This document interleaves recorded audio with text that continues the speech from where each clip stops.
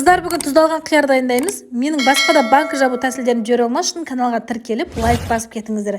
Ең алдымен дәл осылай қиярдың екі шетін алып, тазалап, жуып, бір суға 2-3 сағатқа салып қоясыздар. Оған дейін банкіні де парттауды ұмытып кетпеңіздер. Дәл осылай партталған банкіге енді заттарды жинастыратын боламыз. Ең алдымен лавр жапырағын саласыздар. Мен 2 литрлік банкіге 5-6 дана лавр жапырағын салдым.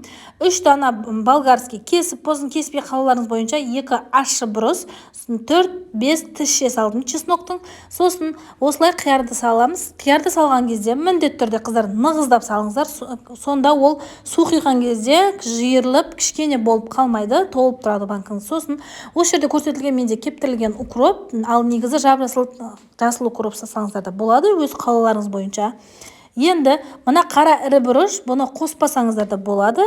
Міндетті емес, бірақ мен қостым. Бұл қазір суды құйған кезінде өзі түсіп қалады. Дәл осылай банкін толтырып болып қайнаған су құясыздар да, қалған банкілерді де дәл осылай көрсетілгендей осы заттармен жинайтын боласыздар. Енді бұған да толтырып болып укробын барлығын нығыздап салғаннан кейін үстіне қайнаған су құйып, крышкасымен жай жауып қоясыздар. Енді дәл осылай екеуін немесе өздеріңіздің барлық банкілерін жауып болғаннан кейін бір жарты сағаттан кейін суды осындай крышка кигізіп төгіп тастайсыздар. Сосын бұл крышка кез келген магазинде табылады. Дәл осылай суын төгіп болғаннан кейін үстіне қайтадан жаңа қайнаған су құясыздар. Жаңадан қайнатып құясыздар. Енді бұл суды да крышкасын жауып, жай бетін жауып қоясыздар. Дәл осылай бұл екінші рет қайталанып жатыр. 2 рет суын төккеннен кейін үшіншісінде уже біз банкіні жабатын боламыз. Міне, екінші суды төктім, бұрыштардың барлығы кетіп жатыр. Қажет емес, қалғаны қалды, қалмағаны қажет емес. Дәл осылай банкінің бәрін суын төгіп болғаннан кейін енді тұзы мен уксусын саламыз.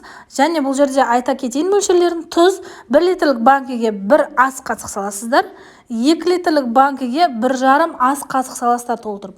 Ал 3 литрлік банкіге жасайтын болсаңыздар 2 ас қасық тұз саласыздар. Толтырып салыңыздар, міндетті түрде аз болып қалмасын. Дәл осы көлеммен жасасаңыздар жақсы тұздалады қиярларыңыз. Енді үстіне дәл өстіп қайнаған суды үстіне құясыздар. Екеуіне толтырып крышкасына дейін бетпе-бет келгенге дейін құясыздар барлық ыдыстарыңызға. Сосын осындай сіздердің крышкаларыңыз міндетті түрде партталған болу керек. Басынан бастап крышканы да парттауды ұмытып кетпеңіздер. Енді міне көрдіңіздер, суын толық құйып болдым. Енді келесі кезек уксуста. Уксусты негізі көп қосудың қажеті жоқ. Қыздар, бұл банка тұрған сайын дәмі шығып кетеді. Сондықтан жарты кіші қасықпен ғана уксус салдым.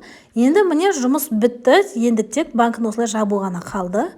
Енді қыздар, менің арнамда басқа да керемет видеоларда рецепттерді жіберіп алмас үшін каналға лайк басып, тіркеліп, қоңыраушаны басып кетуді ұмытпаңыздар.